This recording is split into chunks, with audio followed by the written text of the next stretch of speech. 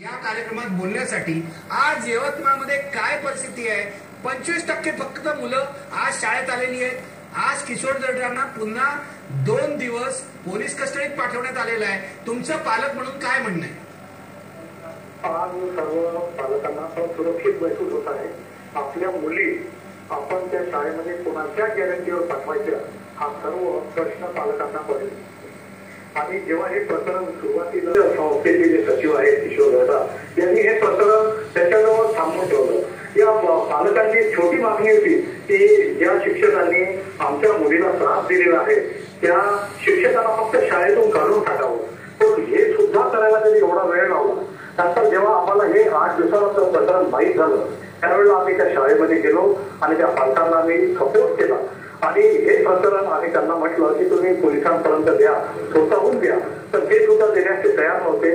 त्याच्यानंतर आम्ही पोलिसांना स्वतःहूनच बोलवलं आणि हे प्रकरण आम्ही पोलिसांना सांगितलं की असं झालेलं आहे।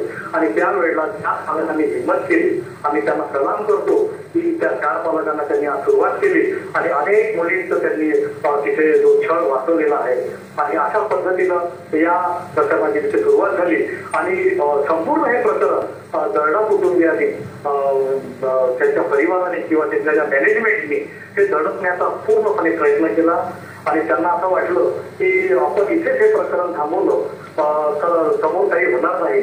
आणि अनेक पालकांनी जेव्हा त्यांना थोडंसं आक्रमकपणे बोलले तर त्यांचं ते नेहमीचं वाक्य राहायचं, तसंच असेल तर ठेवा, नाही तर आपल्या शाळेतून टीसी काढून घेऊन जा। हे काय 15 दिवस प्रकरण फक्त शाळेमध्येच आहे, पेपरमध्ये न्यूजपेपरमध्ये चालेल, त्याच्यानंतर पण काय होणार, खूपच नुकसान होईल। आणि हे पालकांना खूप घाबरवत होते की तुम्ही जर तक्रार दिली तर पोलीस स्टेशनमध्ये तुम्हाला दिवसभर उभं राहावं लागेल, कोर्टामध्ये जावं लागेल, अशा प्रकारचं घाबरवल्यामुळं पुढे पालक सुद्धा धास्तीमध्ये होते।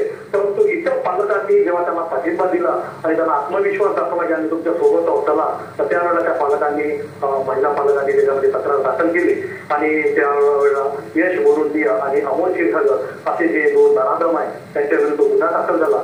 पण हे सर्व होताना सकाळी 9 वाजतापासून जेव्हा शाळेमध्ये मीटिंग चालू होती, पालकांचीच मीटिंग या संदर्भामध्ये, त्यावेळेला संस्थेचे सचिव किशोर दर्डा आणि प्रिन्सिपल मुख्याध्यापक लेखकदास यांनी दुपारी 3 वाजेपर्यंत हे प्रलंबित ठेवलं, पालकांसोबत वादविवाद करत राहिले।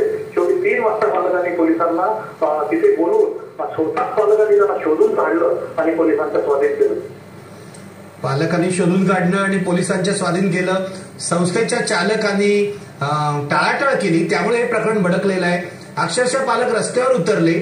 यवतमाळ पब्लिक स्कूलमध्ये मध्यमवर्गीय उच्च मध्यमवर्गीय मुलं जातात, पालक असतात, हे पालक सुद्धा रस्त्यावर उतरले। म्हणजे या प्रकरणाने किती भयंकर स्वरूप धारण केलं हे आपल्याला कळलं असेल। दुसरेही पालक माझ्यासोबत आहेत।